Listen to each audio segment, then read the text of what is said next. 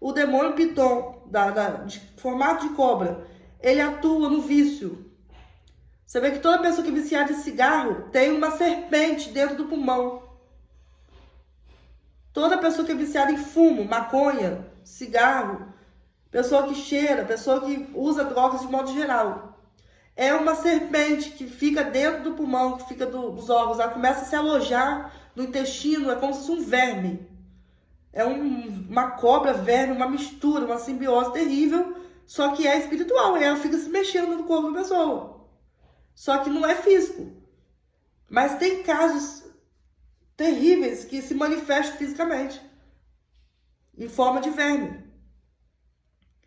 Então, se a gente conseguisse ver isso tudo... Eu cheguei a sonhar, na época quando comecei meu processo de libertação, eu sonhei que eu tirava uma cobra verde, horrorosa, no meu pulso. E eu ia puxando e ela ia saindo. Ela estava oculta dentro de mim. Era o demônio Piton, que estava ali fazendo o quê? Me colocava em prostituição. Eu não tinha noção que o pecado que eu estava fora do casamento é terrível. A área sexual é muito perigosa. Tem que tomar muito cuidado, que Deus quer santidade. Deus só vai entrar num corpo santo. Ele só pode atuar em santidade. Assim como o diabo só vai atuar na sujeira. Então, quer ser cheio do Espírito Santo? Começa a sair fora desses pecados. Começa a resistir. Vai orando a Deus, vai chamando Ele. Vai chamando para queimar suas vontades. Vai chamando para libertar você.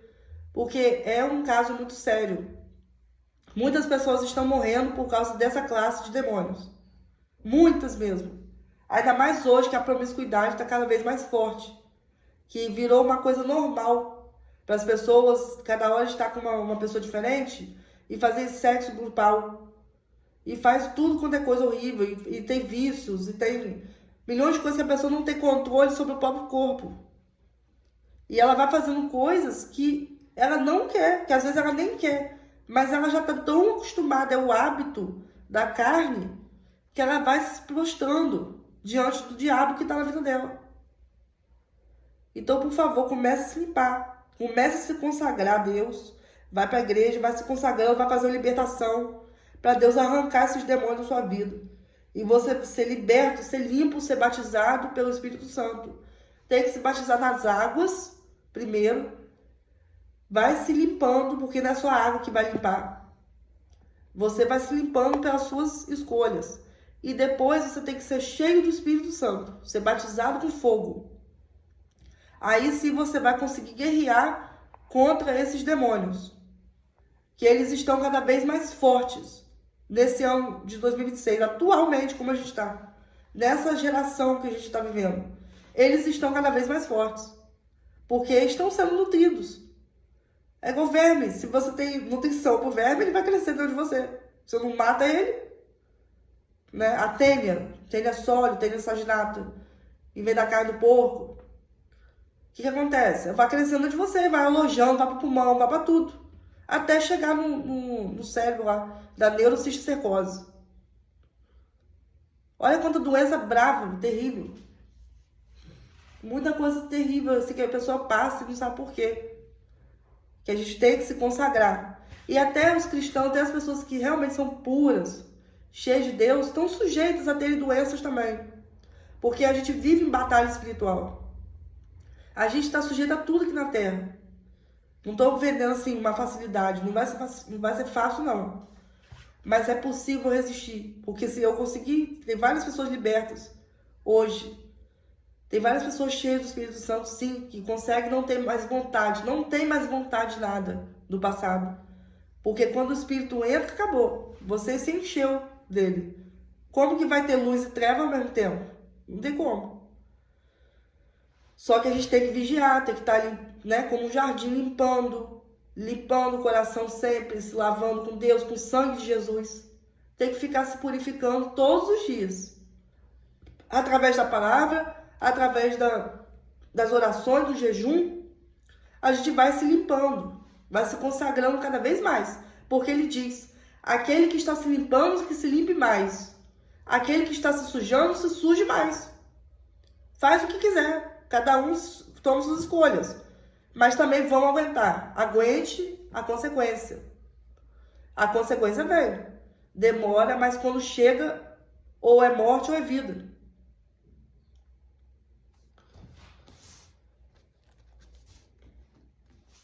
E aí, então, a arca chegou lá em Kiriat Jearim, no capítulo 7.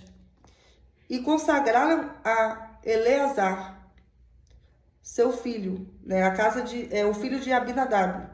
Então, eles levaram essa arca para a casa de Abinadab para que guardasse a arca do Senhor. Então, consagraram, né, uma pessoa específica para poder guardar essa arca com zelo, né, com reverência, com respeito, porque era um objeto sagrado consagrado a Deus, o Deus vivo.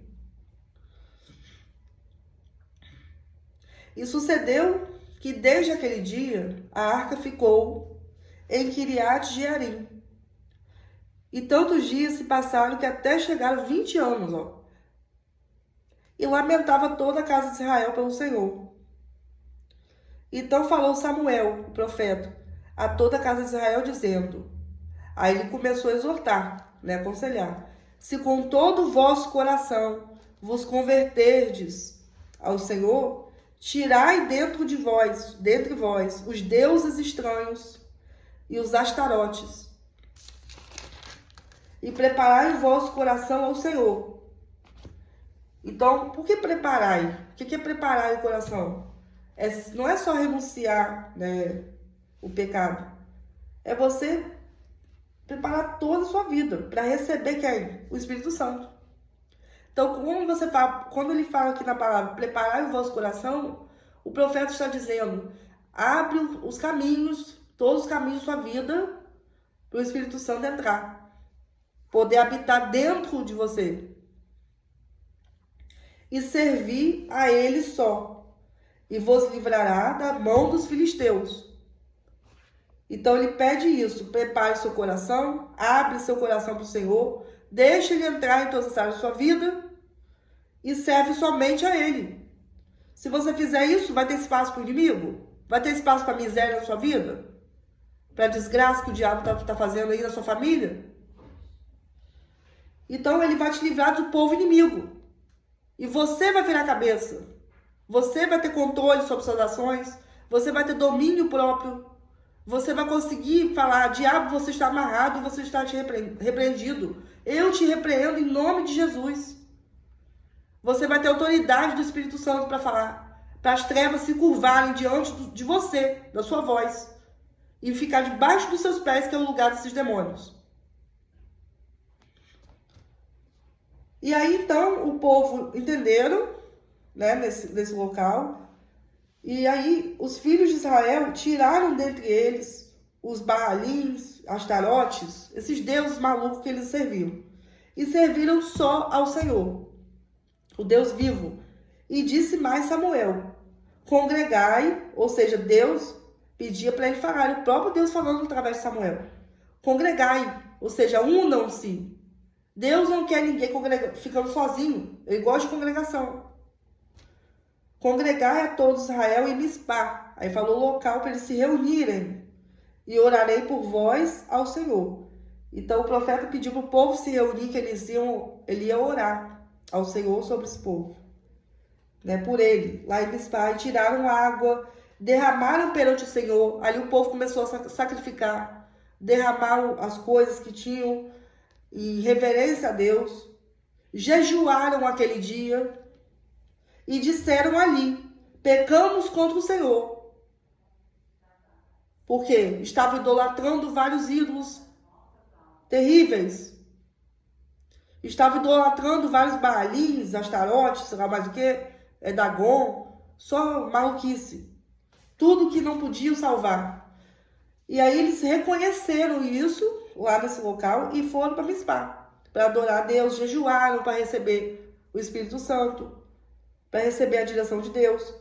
E disseram ali, pecamos contra o Senhor. Eles confessaram. Então aqui já mostra outra atitude que devemos ter. Primeiro, abrir o coração. Segundo, confessar os pecados. Confesse que você estava adorando ao diabo. Porque a partir do momento que você está fazendo o que você quer, você está adorando ao diabo. Então congregaram-se em Mispá, tiraram água, derramaram perante o Senhor, jejuaram aquele dia e disseram: pecamos contra o Senhor. E julgava Samuel os filhos de Israel em Mispá. Então o profeta, ele aqui fala uma coisa interessante, e julgava Samuel os filhos de Israel em Mispá. O profeta tem autoridade para falar a verdade na cara da pessoa. Se for para salvar, tem autoridade.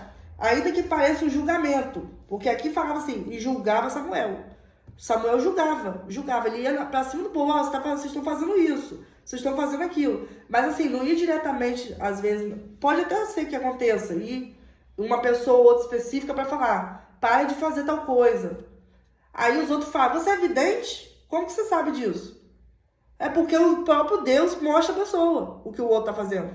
Quando é profeta, o profeta tem visão, o profeta pode ver. O profeta vê aquilo que a pessoa natural não vê.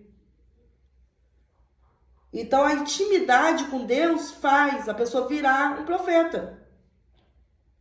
Você pode ser profeta. Basta ser íntimo de Deus. Não procurar só seguir a religiosidade, só seguir o que a igreja está pedindo você fazer. Você tem que saber se é o que Deus quer para você. Aí tudo bem, na igreja tem o propósito de ler a palavra, né? Como tem o propósito agora lá onde eu congrego. E está escrito, são 40 dias de oração, leitura da palavra. E eu estou fazendo certinho. Só que antes de fazer esse propósito, antes de ler a palavra que está determinada no calendáriozinho, eu primeiro falo com Deus. Primeiro faço minha oração, minha intimidade com Deus. E peço ao Espírito Santo, fala comigo, Senhor. Se assim for a sua vontade, revela a sua palavra para mim. Fala comigo através da sua palavra. E aí eu abro a Bíblia e cai assim, uma palavra que fala comigo naquele dia. Ele fala certinho. Aí depois eu vou lá pro outro propósito. Primeiro eu quero ouvir a voz de Deus falando comigo, diretamente comigo. Aí depois eu vou lá no propósito e aí acaba casando uma palavra com a outra. É incrível como que a gente flui com o Espírito dele. Então, por isso que hoje não era o dia de eu gravar, de estar fazendo esse vídeo. Porque eu tenho um dia determinado, que são as segundas-feiras que eu posto vídeo no YouTube, só sobre a palavra de Deus, o estudo da Bíblia, ou trazendo alguma direção que o Espírito Santo pediu. Mas hoje eu senti forte que eu deveria gravar esse vídeo. Então, estou sendo guiada mesmo por ele, porque ontem eu havia tido essa revelação do Espírito Santo de 1 Samuel, falando da Arca da Aliança. E aí hoje uniu essa palavra com Hebreus, né, que é o dia 14 de janeiro, tá aqui, ó, do propósito dos 40 dias. Então uma palavra tá casando com a outra, vocês vão entender já. E aí que eles então se prostraram a Deus, entenderam. E o que aconteceu? Fato, os inimigos foram vencidos. Quando o povo se humilhou, jejuou, se entregou, acabou, o diabo não tem mais poder. Aí o espírito das trevas se enfraquece. Os filisteus são vencidos. Mas ainda assim, antes deles serem vencidos, ainda se levantaram, tentaram resistir, sabe? Mas o profeta, ele continuou ali, ele não cessou de clamar ao Senhor pelo povo, continuou orando pela libertação desse povo contra os inimigos. Então, a função do profeta é orar pela libertação. A gente que recebe a libertação, a gente tem autoridade do Espírito Santo para conseguir ajudar, auxiliar na libertação do outro. Então, sucedeu que estando Samuel sacrificando o holocausto, vive uma vida de sacrifício, tá? Os filisteus chegaram à peleja contra Israel, chegaram lá para tentar reivindicar. E trovejou o Senhor, logo por causa do jejum da oração de Samuel, o profeta que estava ali zelando pelo povo. Deus viu a intenção dele verdadeira e trovejou aquele dia, com grande estrondo sobre os inimigos, os filisteus, e os confundiu. Deus fez uma confusão entre o povo inimigo, para eles não se entenderem lá de tal modo que eles foram derrotados diante dos filhos de Deus. diante dos filhos de Israel. Todos aqueles inimigos que perseguiram eles durante tantos anos, tanto tempo ali, foram tudo confundidos lá na frente deles.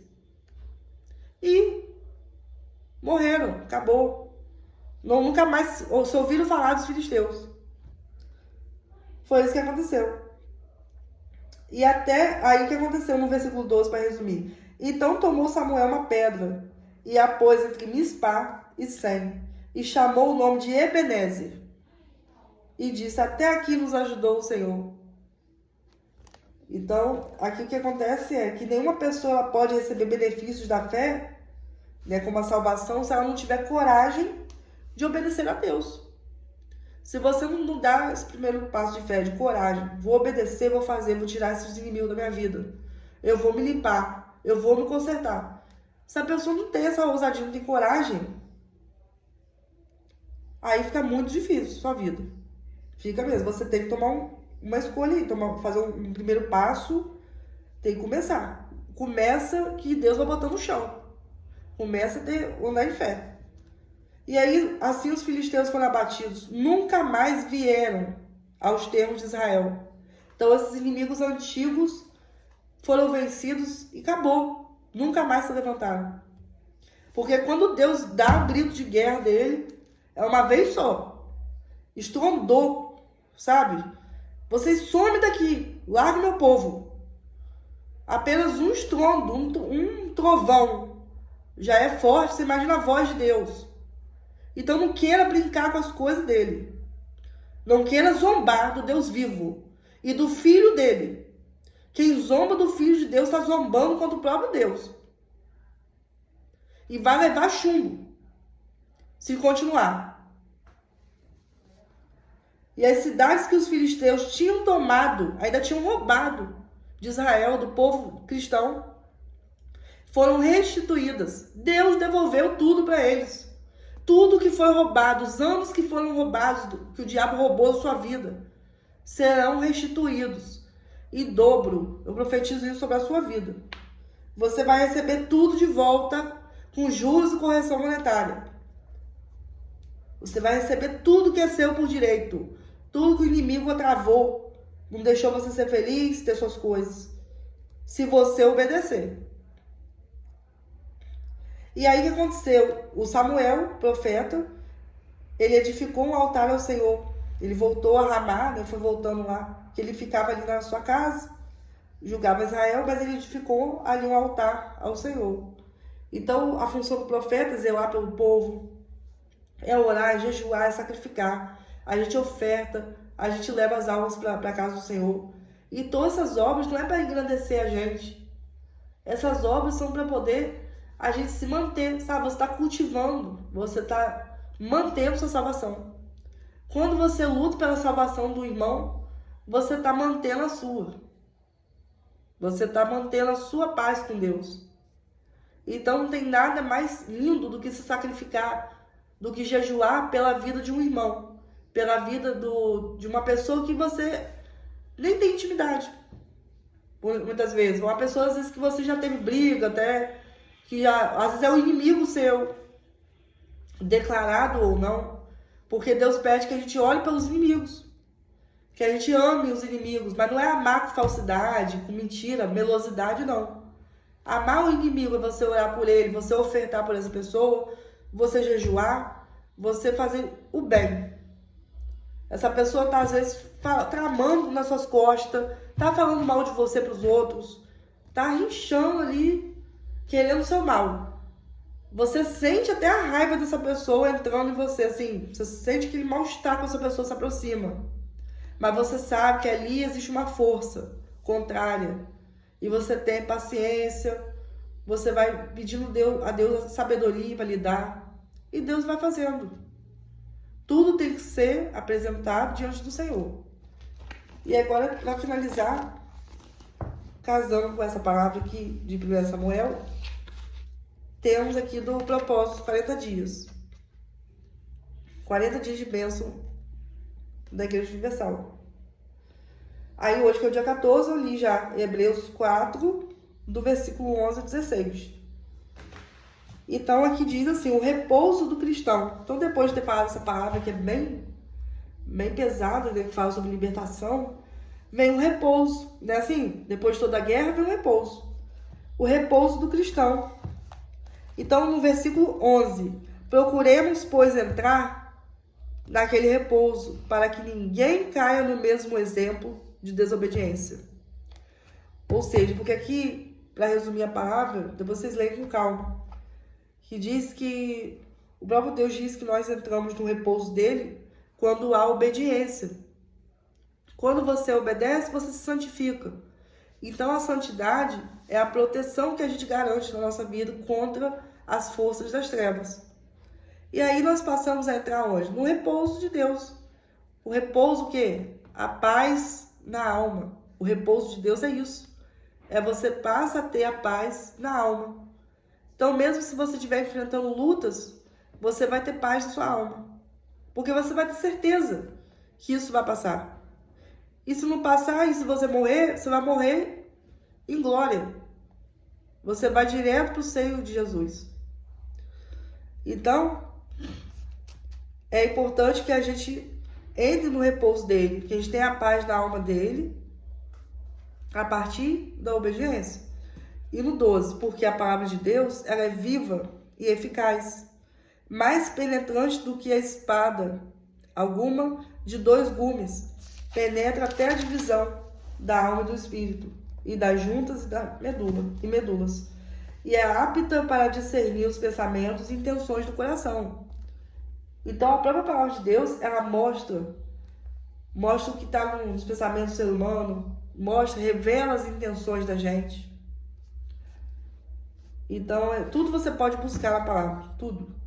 No versículo 13, e não há criatura alguma encoberta diante dele. Antes, todas as coisas estão nuas e patentes aos olhos daquele com quem temos de tratar. Nós estamos nus aos olhos de Deus. Ele enxerga a gente, assim, visão de raio-x. Ele olha lá dentro da nossa alma, assim, ó, vê tudo. Ele vê o osso, vê a alma, vê o espírito. É tudo ao mesmo tempo. Ele enxerga nossas células a olho nu. As nossas células que a gente tem que enxergar no microscópio, Deus enxerga na visão 3D, tudo ao mesmo tempo. Ele é onisciente, onipresente, ele enxerga tudo e todos. É Deus soberano. Foi ele que criou tudo. E ainda descansou. Depois de ter feito essas maravilhas todas, ainda descansa. Por que a gente não vai entrar no descanso dele? Se nós somos a criatura que ele quer consagrar. Ele quer que a gente se consagre para a gente viver nesse descanso dele. Ele não quer que a gente trabalhe para se exaurir, para viver em exaustão e enriquecer os outros, não. Ele quer que a gente seja cabeça. Só quem entra nesse descanso entende que Deus não quer o ser humano vivendo em julgo, trabalho árduo, pesado. Ele quer que a gente viva em trabalhos com propósito. Com propósito, com direção. E caminhando nessa direção. Por exemplo, o meu trabalho, claro, como futura médica, vai ser um trabalho árduo, sim. Eu vou ter que trabalhar sim, vou ter que cuidar de muitas vidas, com muito amor, porque é uma coisa que eu sempre quis, que sempre foi o propósito da minha vida. E é o propósito dele antes de tudo, porque eu pedi confirmação sobre isso durante anos. Foram anos de luto, de oração, de jejum. Foi muita perseverança. Não foi da noite pro dia que eu passei na prova. Como tem gente que olha minha vida, acha que eu sou rica, acha que eu tenho tudo. Mas não sabe que foi um caminhar muito árduo. Que eu andei muitas vezes sem ter roupa para vestir. Meus calçados furados no pé. Para poder pagar curso. Eu me sacrifiquei inteiramente. Eu me sacrifiquei por dentro e por fora. Então, assim, eu tive uma vida muito, muito árdua mesmo nesse propósito. Mas eu tinha certeza dentro de mim que ia acontecer.